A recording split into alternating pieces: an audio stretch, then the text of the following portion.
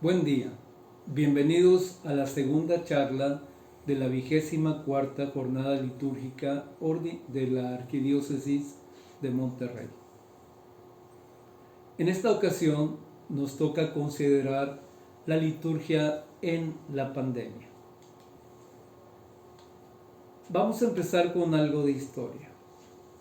La estructura fundamental de la Iglesia, como actualmente la conocemos, se empezó a gestar en el siglo XIII con Pedro Lombardo, y de él pasa al Concilio IV Lateranense, donde se establecen el número de los sacramentos como 7, y todas las demás acciones de la Iglesia pasarían a ser conocidas como sacramentales. La diferencia entre un sacramento y un sacramental lo va a establecer el Concilio de Trento, diciendo que los sacramentos se ejercen ex opere operato, es decir, que la gracia de Dios es la que se encarga de que verdaderamente funcione. En cambio, los sacramentales van a ser definidos como ex opere operantis ecclesiae, es decir, de acuerdo a la fe y al estado de gracia de quien lo recibe y de quien lo ejerce. Pero antes de que Pedro Lombardo tomara las acciones por las cuales se comunica la gracia, se conocía como sacramenta mayora solamente el bautismo y la Eucaristía. Y todas las demás acciones, la confirmación, la confesión, el matrimonio, la unción de los enfermos, etc., eran consideradas sacramenta minora, es decir, sacramentos pequeños.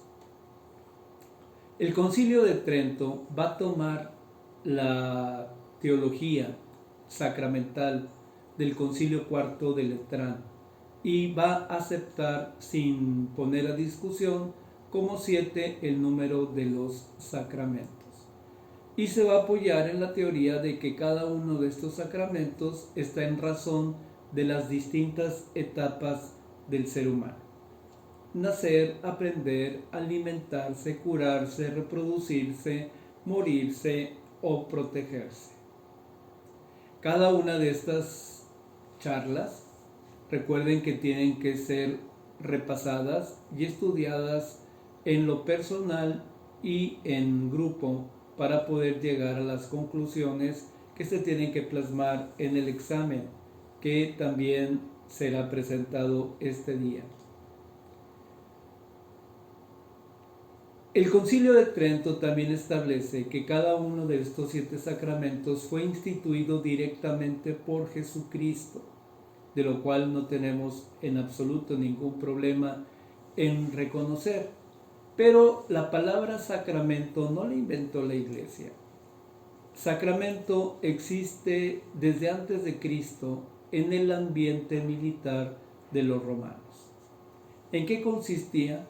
Era un ritual con el cual se graduaban los cadetes del ejército. Sacramentum era un hierro candente que llevaba el signo del emperador y que era grabado en el pecho desnudo de los cadetes.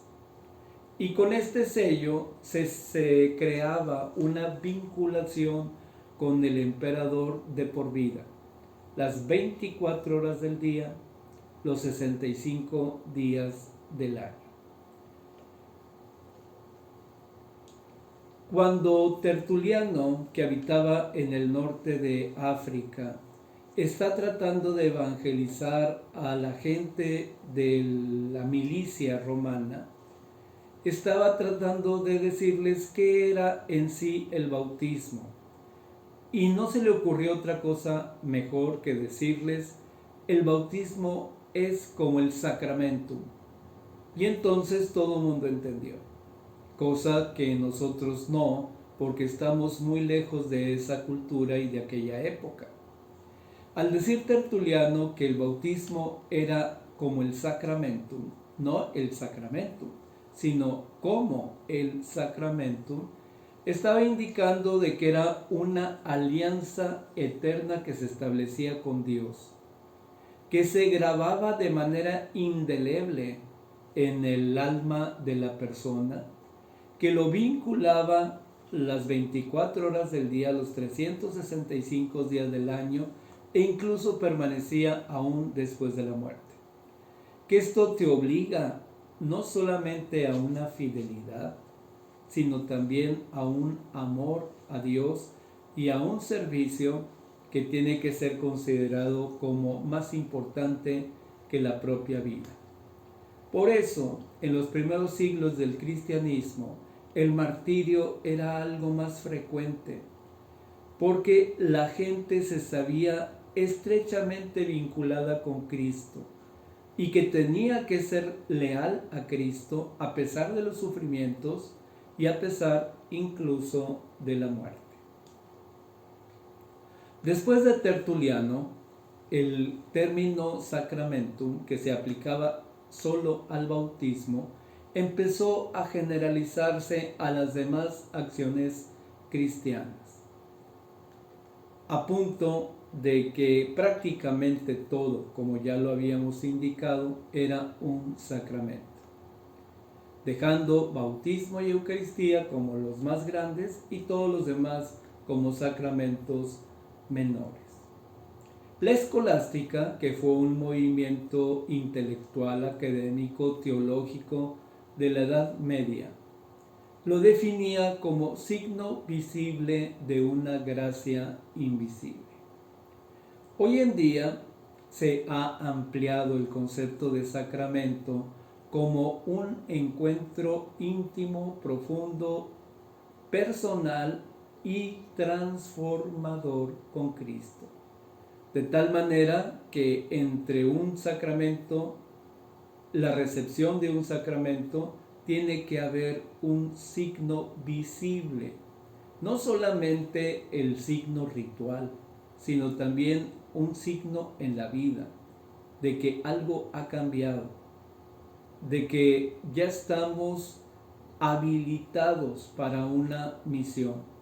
Cada sacramento conlleva una gracia, pero también cada sacramento conlleva una responsabilidad. El aislamiento que nos ha exigido evitar la propagación del COVID-19 ha provocado que la Iglesia sufra el revés más fuerte en siglos, no solamente para la Iglesia, sino también para la humanidad. No es que esta pandemia sea más terrible que las anteriores. Lo que pasa es que la comunicación la ha hecho más patente, más visible. Y los medios de comunicación han hecho que se propague de una manera incendiaria en todo el mundo.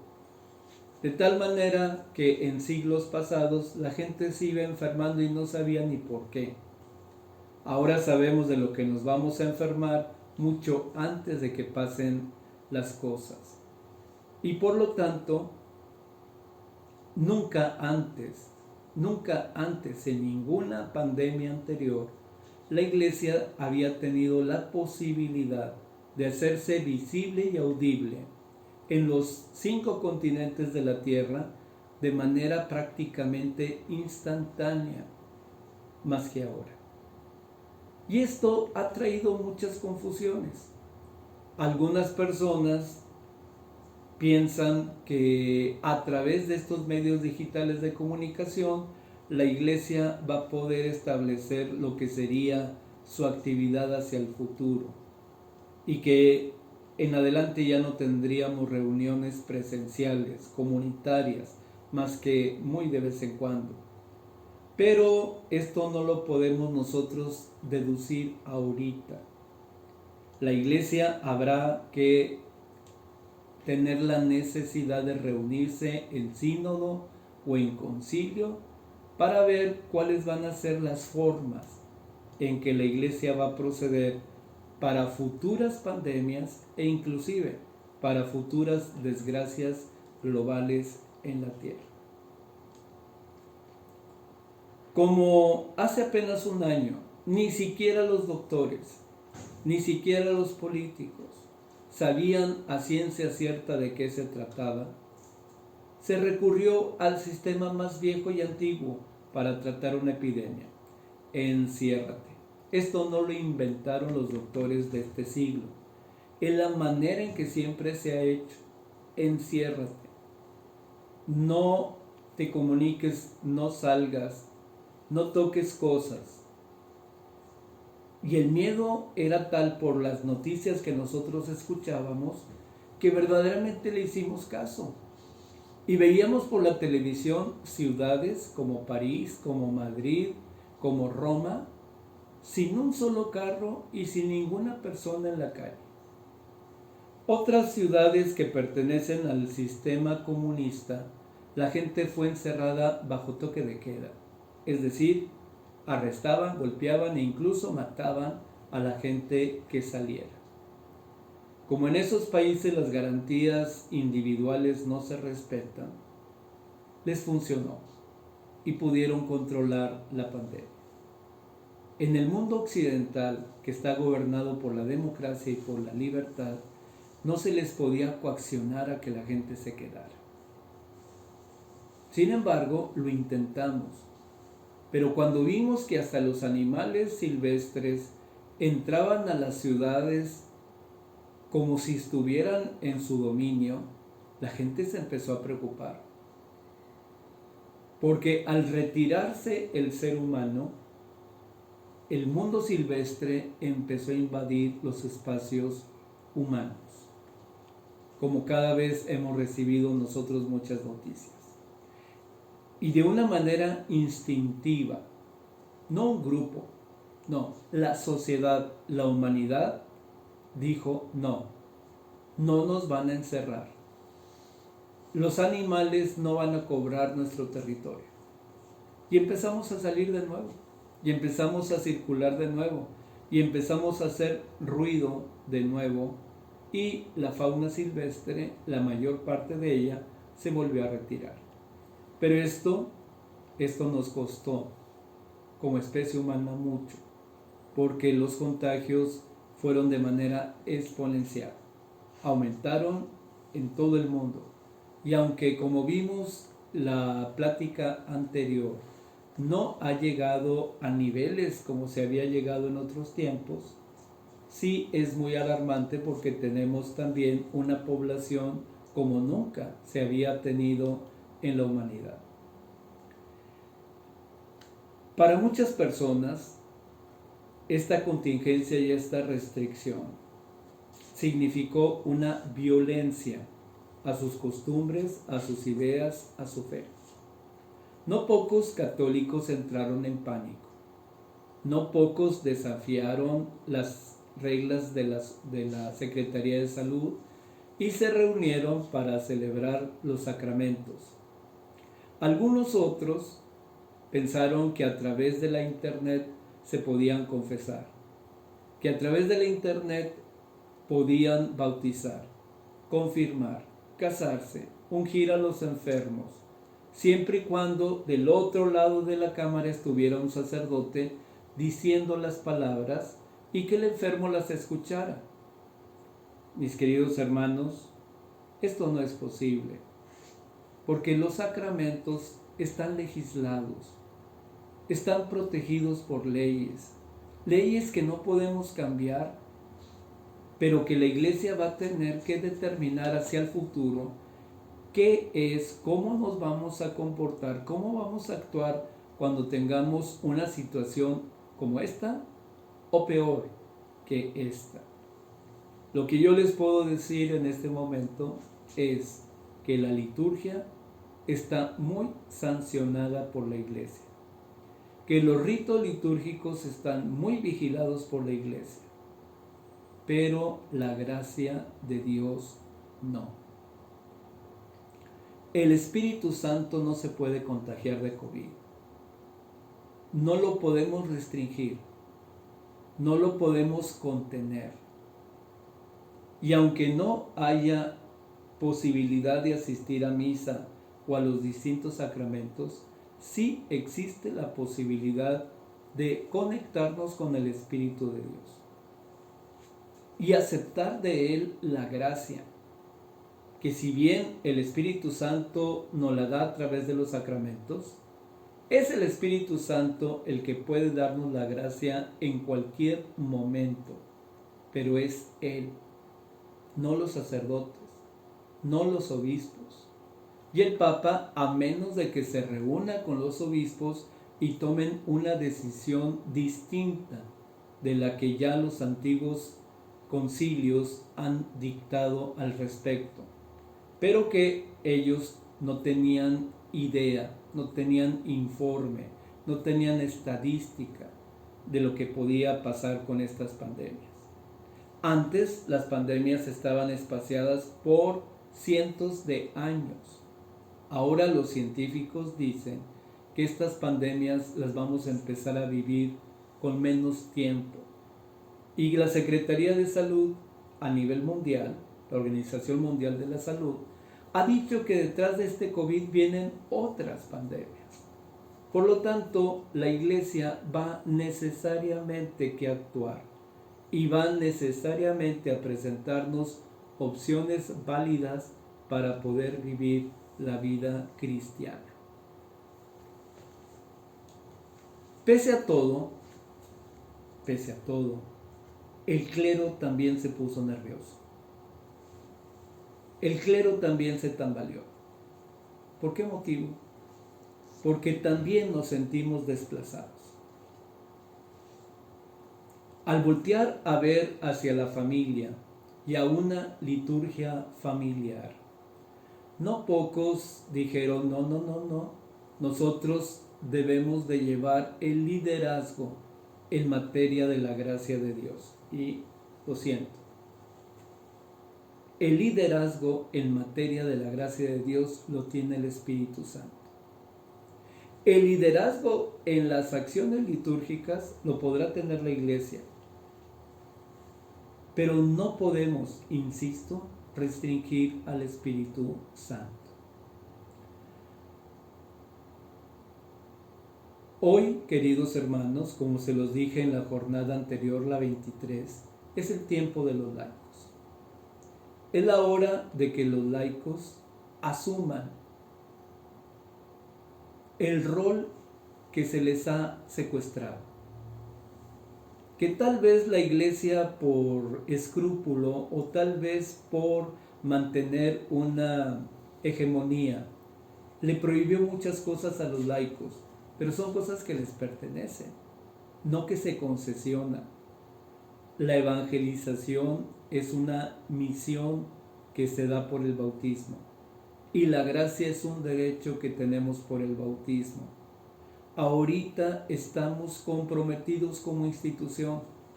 Tenemos que valorar lo que sí tenemos al alcance, que son nuestras familias. Agradecemos el gesto de algunos padres de querer salir a la calle, de llevar el Santísimo a la calle, de subirse a los altos de las montañas e incluso de helicópteros, etcétera, con el Santísimo Sacramento como haciendo ejercer no la gracia de Dios, sino el poder que estaba en nuestras manos. Sin embargo, por más bendiciones que hubo, por más procesiones que hubo, la pandemia sigue y sigue haciendo desastre. Por lo tanto, tenemos que cuestionarnos. Si Jesucristo, cuando le bajaron a aquel paralítico, que le dijo, levántate, toma tu camilla y vete, no se hubiese levantado el paralítico, hubiera quedado desacreditado delante de toda la gente. Y tal vez el cristianismo jamás se hubiera extendido. Pero como sí se levantó y sí salió curado ante la vista de todos, el cristianismo fue avalado por los signos, por los milagros.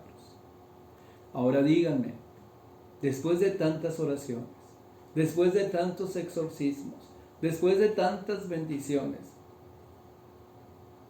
¿por qué no se ha detenido la pandemia? ¿Por qué si le hemos dicho en el nombre de Jesucristo que se detenga, no se detiene? ¿Y por qué si hemos recurrido a la Madre de Dios para que interceda por nosotros, tampoco se detiene? Estoy seguro que muchos clérigos, desde el Papa hasta el más humilde sacerdote, se ha cuestionado. ¿Y ahora qué hacemos? ¿Ya abrimos nuestros rituales? ¿Ya abrimos nuestra capacidad de hacer y no funciona? Levántate, toma tu camilla y vete. Y no está pasando nada. Esto está cuestionando profundamente al cristianismo, pero no a Cristo. Está cuestionando la manera en que estamos actuando, no la manera en que Dios actúa. Por eso, mis queridos hermanos, yo los invito a que hurguemos dentro de nosotros, como dice el propio Cristo, al baúl de todas las cosas que Dios nos ha dado, y que como todo padre de familia, en palabras de Cristo, saca cosas buenas, antiguas y nuevas de su baúl.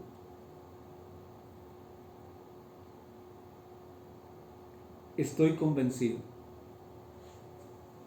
que si esta pandemia va a sacar las cosas malas y buenas de toda la humanidad, está esperando que la Iglesia saque todas las cosas buenas de su baúl, nuevas y antiguas, y que le podamos ofrecer a la humanidad una esperanza. Hay cosas que tenemos que cambiar, pero no debemos de tener miedo al cambio. No debemos de tener miedo a la supremacía clerical, ni siquiera a la supremacía de los sacramentos.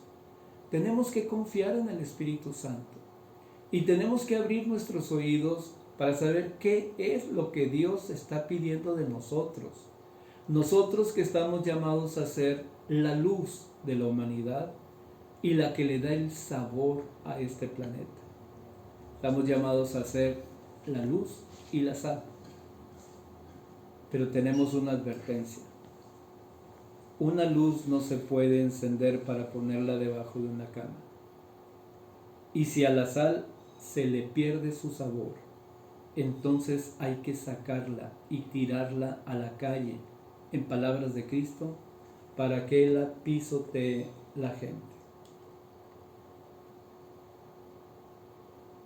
Si bien, reitero, los sacramentos tienen que ser respetados como tales, y ahorita no hay un margen para hacerlos de manera digital,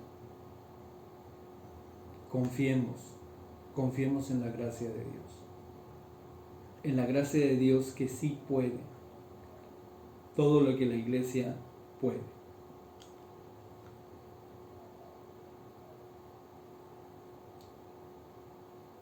Recuerden que hay ciertas frases en la Sagrada Escritura donde Jesús actúa a distancia.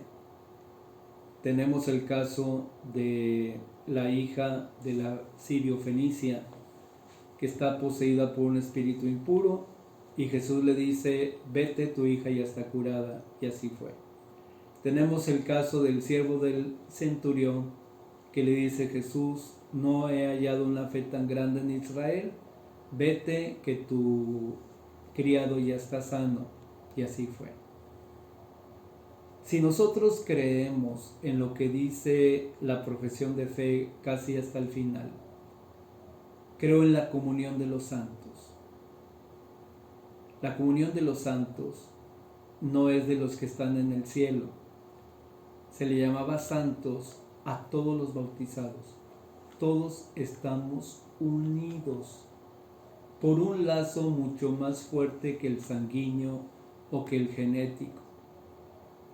Nosotros tenemos que creer que los lazos que nos da el bautismo son más fuertes que los lazos que nos da la sangre, que los lazos que nos da el apellido, la nacionalidad o la creencia intelectual o política.